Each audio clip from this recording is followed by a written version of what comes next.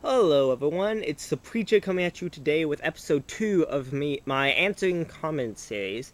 So in the first episode, I'm a little close up. Sorry guys. In the first episode, I answered comments from the Does Truth Matter episode. And this one, I will be answering comments from the Science and Religion Part 1 episode. I hope to get through this one and the second one, because I know the second one doesn't have that many comments. So I'm just going to go right here. And my very first comment was, at the end of the day, it all takes faith to believe that science shows no God. And Google Plus, I think I may be slightly crooked. Nah, that's fine. It says Google Plus put, no, it just takes science to check and see if God claims are true. So far, all God claims have been shown to be false or to be in line with what we would expect if no God exists.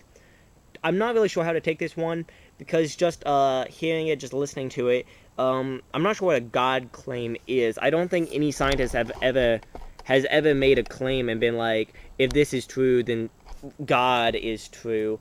Now I really am crooked. But, sorry guys. Camera, work with me. I don't think any scientist has ever really made a claim like, if this is true, God is true. If this is wrong, then God is wrong. So I don't know what he means by that. And he also says, or to be in line with what we would expect if no God exists. I mean, what exactly do we expect if no God exists? As I show, many atheists struggle with the idea of how the universe got here, how life began, how all this happened. So what would we expect if God doesn't exist? That would still leave us with the odd question of, how did the universe begin, and how did nothing come from, how did nothing create everything? So the next comment is Pluto Crever put quoting me, says, name any big name scientist, and he was religious somehow. And he says, okay, we'll name just one. Leonardo da Vinci wasn't religious, or maybe two. Albert Einstein wasn't religious, unless you somehow include do not believe in at all in religions. That's a lot of quotation marks. He said, someone answered back and being like, it should be noted that neither of these two men you named were indeed religious. However, both of them were deists. Political says, no, both of them were at best agnostics, especially Einstein. And then he puts his really long letter, which written by Einstein, which basically comes down to, Einstein says that God is just a creation of the mind. However, reading through the letter, I would probably say that he's kind of referring to a personal God, because a lot of comments by Einstein, a lot of things that he wrote, actually points to his beliefs in a more pantheist way, which means that he believed that the universe was God at large. And that's why he said his theory of general relativity irritated him, because it proved that the universe had a beginning, and a beginning was difficult to explain for a pantheist. And also later on, he actually began making some deist claims. I know one of the big quotes that points towards that is, he says the universe is like this library that we've just stumbled onto, and we know something put it there because it's a library, but we don't have enough intelligence to know what put it there at large. Like, we can't even understand the books that's in the library, let alone what put the library there. So that's one thing. But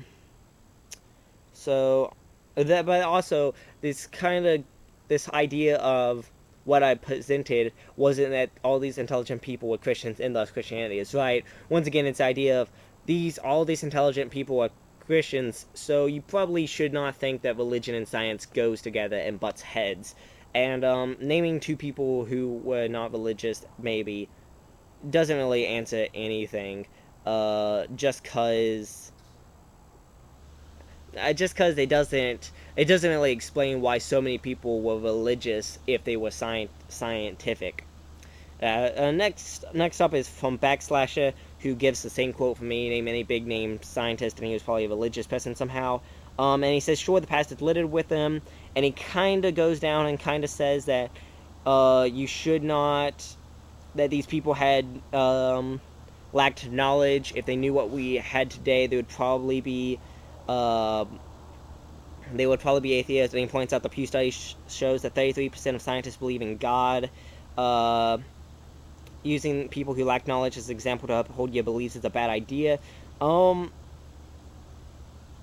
so this is so one thing I would like to point out is that the 33% of scientists believe in God. There's also 18% that believe in a higher power. So there's about 51% of scientists who find no problem in some outside force interacting with the universe at some way. So it's not just in the past, and so that's one thing. With the people who lacked knowledge, I would not say they particularly lacked knowledge, did not have all the knowledge that we have today. Isaac Newton, that you have mentioned, was indeed religious. If he was born today with the wealth of knowledge that we have, would he have come to the same conclusion? You tell me. Like, as I've said, like, a lot of these people, they were not just like religious and scientific, they were devoutly religious. Isaac Newton openly said that it was because of religious things that he did was why he succeeded in science. So it wasn't like there was religion and then there was science, and these people never interacted with them. These people used religion to push science so far ahead, and many of them dealt with a way. I'll leave it at that because I know there's another comment coming up that talks about that, but let me just say that it's typically not intelligent people who are atheists, because intelligence goes against God. It's usually, as I talk about sociology ways, kind of like saying that it's so pushed heavily by the media and so many other people that intelligent people don't believe in God. Intelligent people don't believe in God. Universities push that. Science majors push that. It shows that there's a lot of people who's been discriminated against because they did believe in a God. There's actually a lot of court cases that have gone down in history because these people who were studying at universities did believe in God, and because of it, they were discriminated against by their teachers. The teachers who were supposed to open people's eyes open for like a bigger understanding of the world was discriminating against people who had a belief that did not go against science or history or anything. So that's a big thing, that social reasons kind of point you against God. The next guy, I can't even pronounce this, Bromamore. I'm sorry for the bad name. I can't even pronounce it. He says, nobody says there aren't Christian scientists, but you're missing out some very important points. For one, the scientists didn't use their religious beliefs to increase our understanding. They used science, and their religious beliefs more often than not were a stopper to their investigations. Not particularly true. In fact, of the long history of Christian scientists, in the present, in the past, all throughout history, I have found very, very few cases of scientists who are Christian lying to push their beliefs ahead. As I've said, many of them use their beliefs to push science forward. And this guy goes on to say that sure, religious people aren't science stoppers, but religion itself usually is. Secondly, I don't find it very impressive that all these historical figures were theists, because at their time there often wasn't even an option. This is also untrue, because as I was saying, like Isaac Newton, Galileo, like so many other Christians, like risked their lives to put the truth out there. Galileo particularly went against the Catholic Church I do believe I'm getting the story right. He went against the Catholic Church to put his theory of, this heliocentric idea out there, and he went.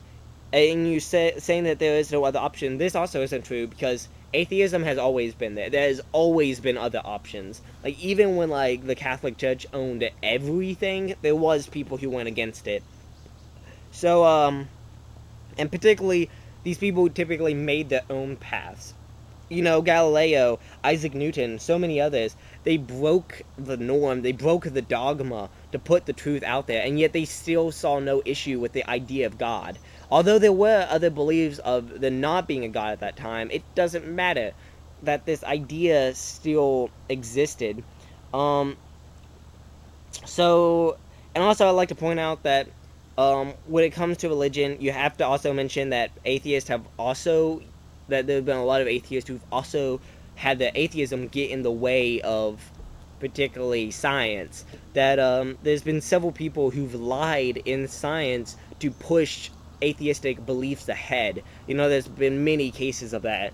There was the man who put out the idea that all embryos looked alike in the womb, to push the idea that we all came from a single beginning species years ago. He lied about that, straight out lied, and it was pushed as fact for many years after that. There was Miller and Urey who had very bad results in the thing, and they tried to push it as fact, and so many people after that tried to push it as fact, although it was wrong, although they did the experiments wrong and poorly. So when you say that religion in some cases may have been a stopper, you have to point out that atheism has also been a stopper to stopper to science in a lot of cases also. He also points out that the more scientifically educated and literal people are, the less religious they are. This also points right back to the sociology thing, that once you go through college, that a lot of people are pushed away from religion. And he says that the study shows that the general public, the number of atheists is extremely small, but when you count the non-believing scientists, the number go up drastically. So this all points back to sociology reasons. I mean, once again, like the most religious branch of science is chemistry, which a lot of people would believe would be the most atheistic branch. It's like that's the branch where you could, like, if everything is right, you should be able to believe that everything came from chemicals, and these people don't. So, yeah. Next comment is from a guy by the name of Krakendahead. Great name, I guess. It says, atheists like turning in jobs, to name just a few, are responsible in a big way for technology that you used to say crap, like atheists have done the minuscule for the whole science thing. I don't think I quoted it exactly like that, but anyways. It says, it's also the same technology that allows me to research every claim you make and find out just how misinformed, uninformed, or outright fallacious your statements are. If you want to preach to adults, you need to step up your game, because you keep falling flat on your face before even getting on the playing field. Smiley face doesn't help it at all. But first off, turning in jobs would be atheist. I'm not even gonna bother to look that up. I'm sure they are.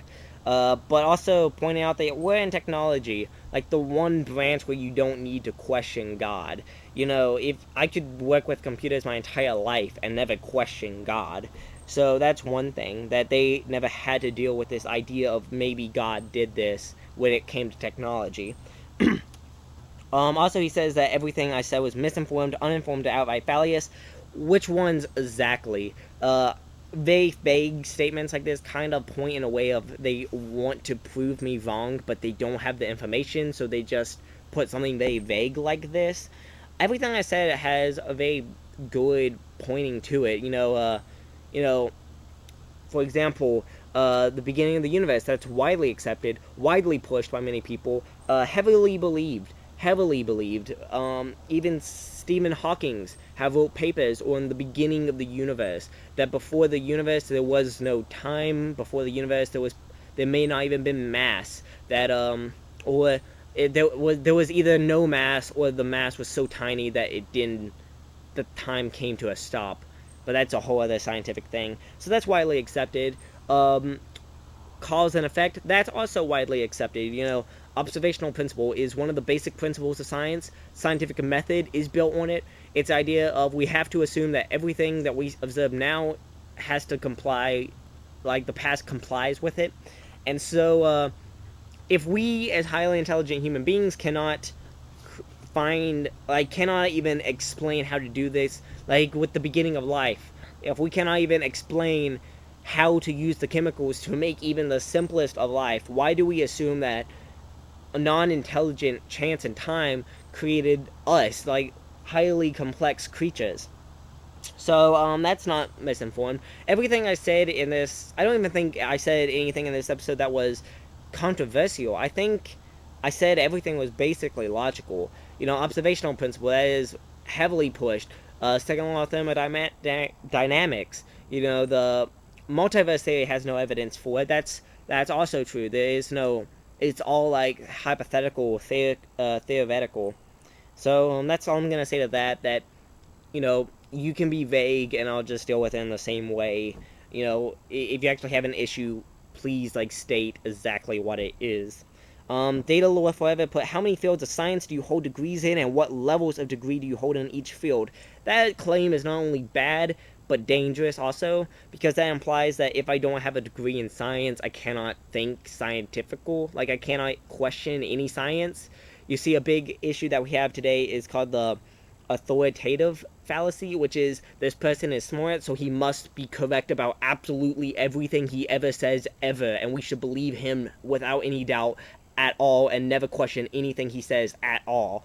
That's something that I actually really try to avoid. That I try to logically look at every evidence that's pointed out, and I try to see if it's backed up by anything.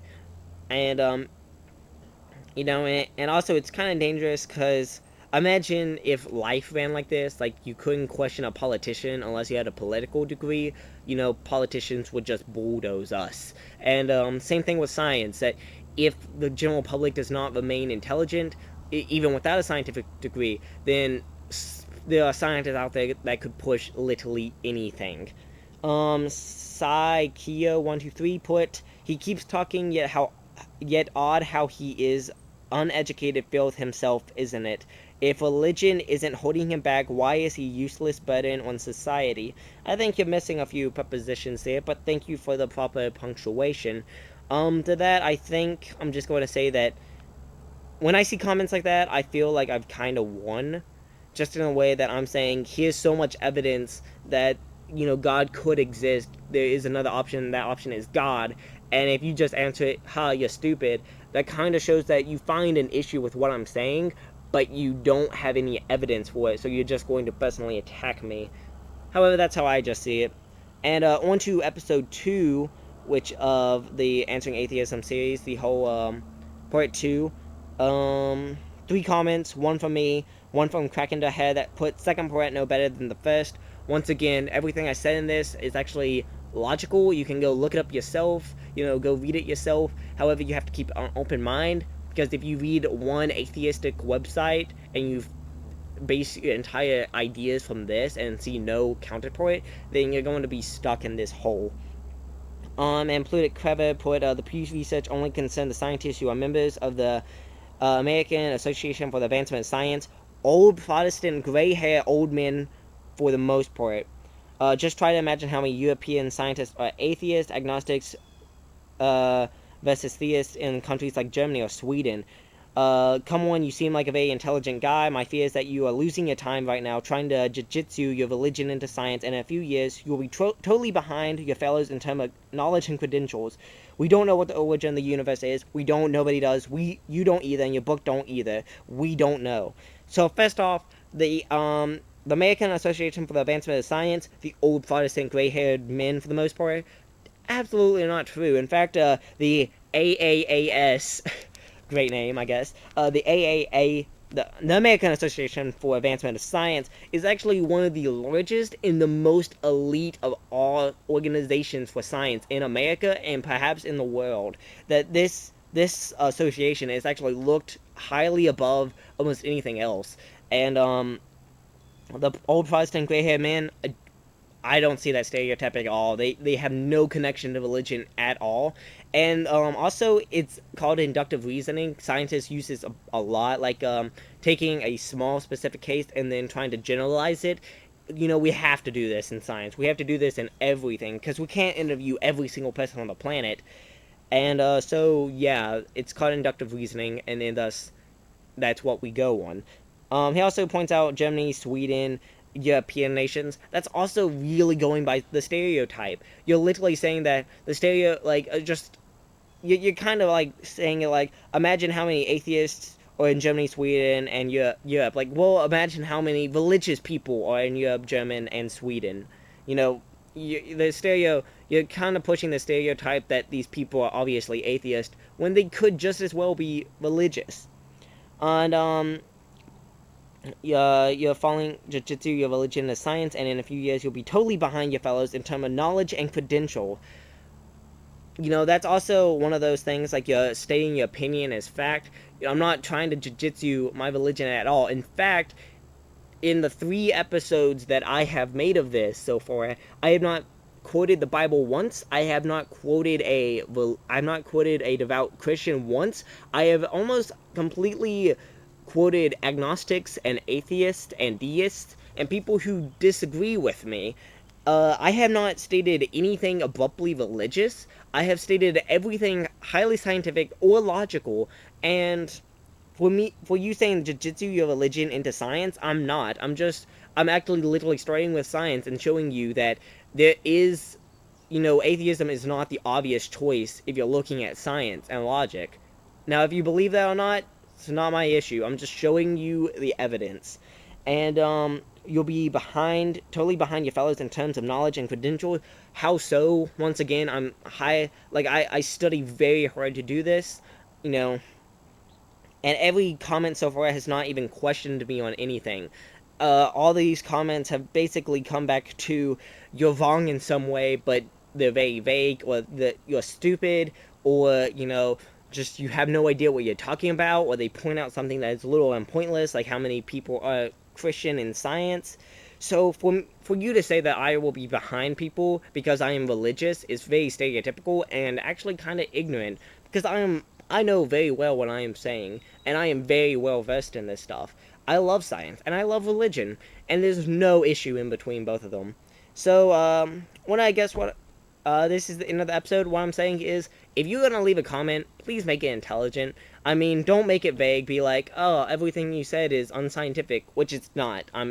Like I said, I would hate to do it, but I would start leaving links in every episode I do if you want me to, but I really don't want to. I don't want to bother with that, because you guys can go actually, like, study it yourselves if you really wanted to.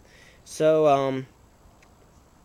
I'm just gonna go back and show you that, I just want to show you that even in the comments, a lot of the people who questioned me, they didn't question me on anything of use. That they didn't question me on any of my science. Now, they said my science was wrong, but that's not true, because everything they said was vague or wrong, and everything I've pushed so far is evidenced and heavily supported. So, thanks. Like, favorite, and subscribe if you like what you see. Leave a comment if you have a question or something you want to say. So, until next time, thanks. Bye, guys.